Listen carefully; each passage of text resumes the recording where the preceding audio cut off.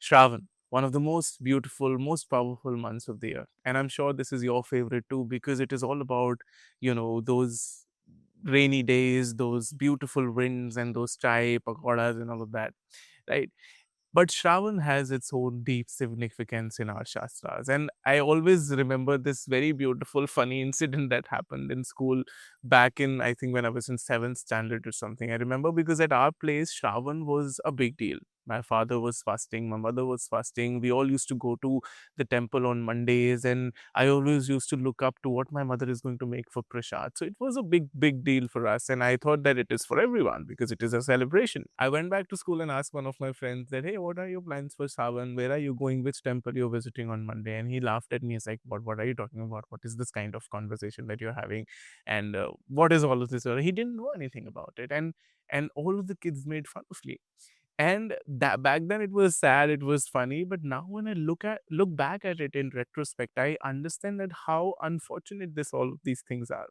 For years, our ancestors, for generations, that they have done spiritual practices, they went to the temple, they've written it down in the shastras, but still yet the younger generation, and even in some cases even the parents, do not know the importance, the significance, and what is happening to the body and the mind, and how to channelize and use what is happening around in the planet, in the weather, in Prakriti, and how to use it for your own sadhana.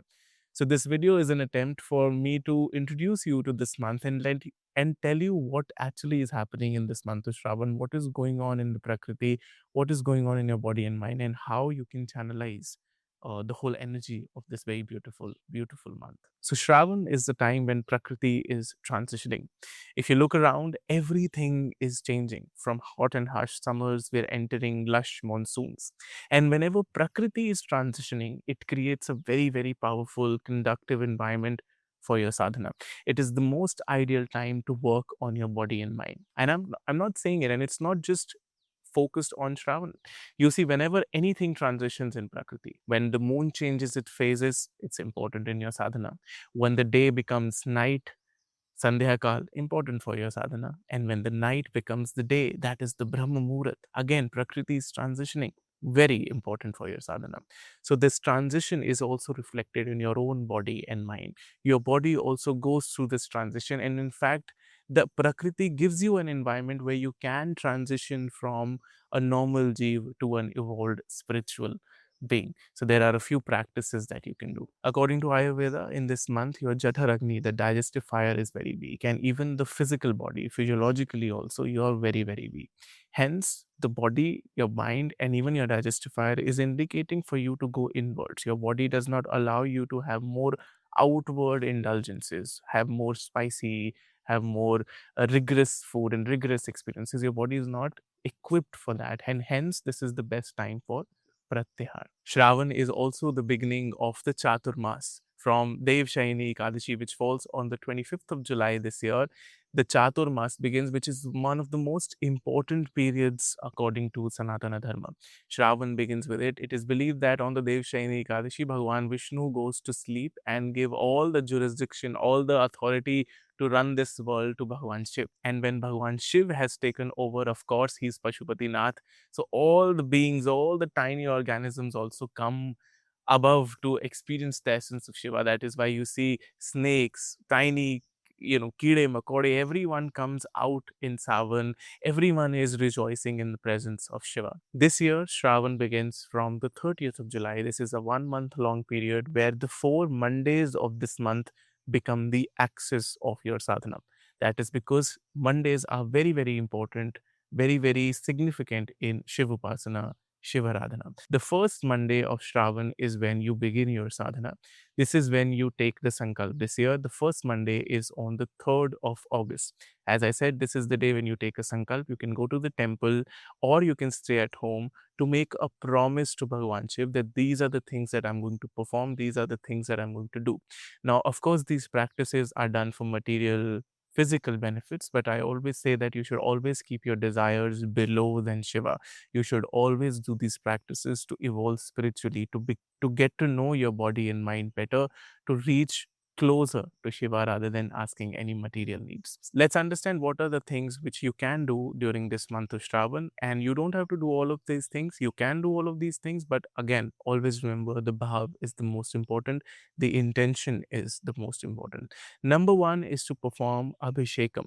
You can perform Abhishekam every day, but specifically on Mondays, you must perform Ling Abhishekam. You can go to the temple, but the best thing would be to get a Narmadeshwar Lingam or to make a Parthiv Shivling with your own hands at home. Both Parthiv Shivling and Narmadeshwar Lingam does not need Pran Pratishtha, and according to Shastras, according to Shiv Puran, can be placed at home and the person can perform Abhishekam and can perform all the rituals on the Parthiv Shivling. All the householders are free to do that. There are three kinds of Abhishekams that you can do. One is obviously the Rudra Abhishek. If you know the Sanskrit, if you can read the Sanskrit shlokas, you can perform Rudra Abhishek. But the best thing for householders and the people who are not very well versed with Sanskrit would be to do 108 or 1001 Jap Abhishekam. That means you chant the Panchakshari mantra Om Namah Shivaya either 108 times or 1000 times and continuously pour Ganga Jal or water or Panchamrit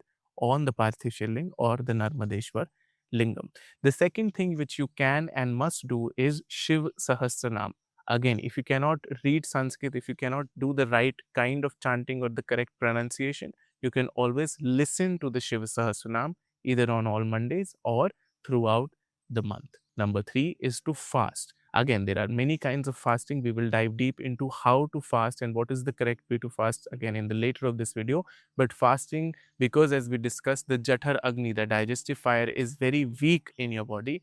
Hence, fasting becomes a very powerful, useful tool in this month. Shravan is also the best time to start reading the Shiva Puran or any Shiva text. You can obviously read the original text, but I always recommend reading commentaries by great monks and saints like Swami Sivananda because it gives you more perspective, more deeper understanding of the text. From the first Monday of Shravan, you can also start your Sola Somavara Vrat. Now, there are many misconceptions around the Sola Somavara Vrat that only girls are supposed to do it, and Sola Sombar is always done to get a good husband, which is completely false.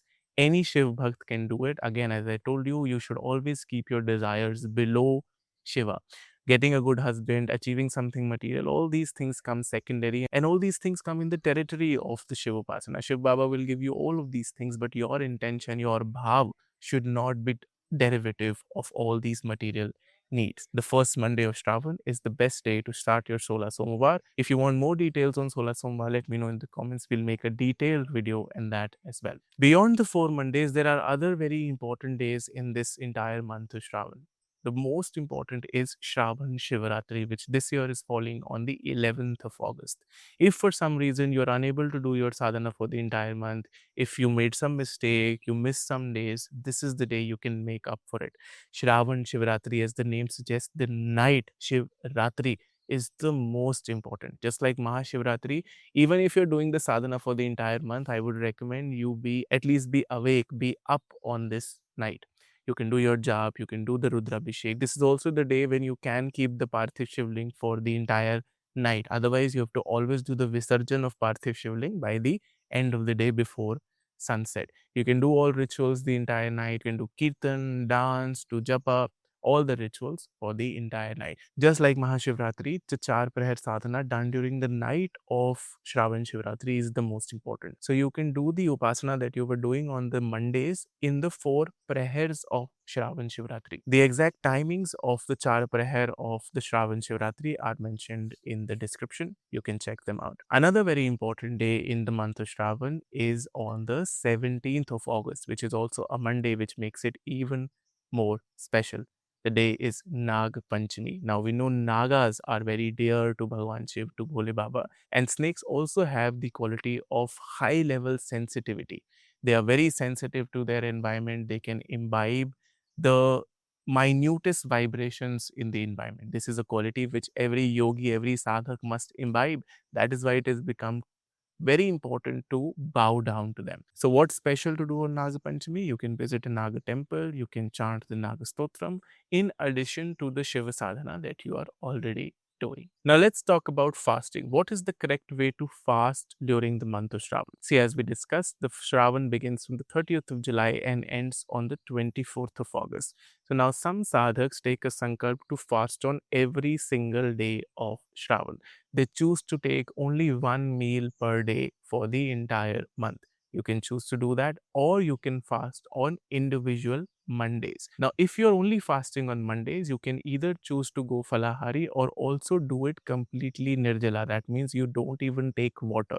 How to break your fast? You keep the fast from Brahma Muhurat on the Monday till Brahma Muhurat of the Tuesday. That means when the sun rises on Tuesday, you break your fast. And if you cannot fast for the Mondays, if you cannot fast for the entire month, the only day that you need to fast on is Shravan Shivaratri, as we discussed the importance of Shravan Shivaratri. So even if you cannot do the rituals, cannot do the fasting for the entire month, do on this one day and you're good to go. But understand this, that all the rituals that you're doing, all the fasting that you're doing is only for your own good.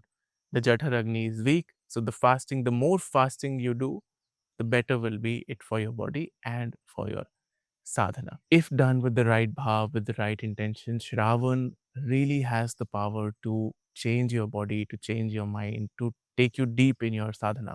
This is the time when Prakriti is facilitating. Prakriti is giving you all the things that you need and pushing you towards Shiva. The only matter here is for you to understand it, acknowledge it, and use it to your own benefit. This year, we are also doing Shravan Shiva Sadhana at Shala, where I'm inviting a few sadhaks from around the world to come do their sadhana with me live online. We are going to do Shiv Sahasranam, we are going to do the Sahasra Jap, Ling Abhishek, we are going to read the Shiv Puran, understand the stories of Shiva beyond the written text, beyond the words.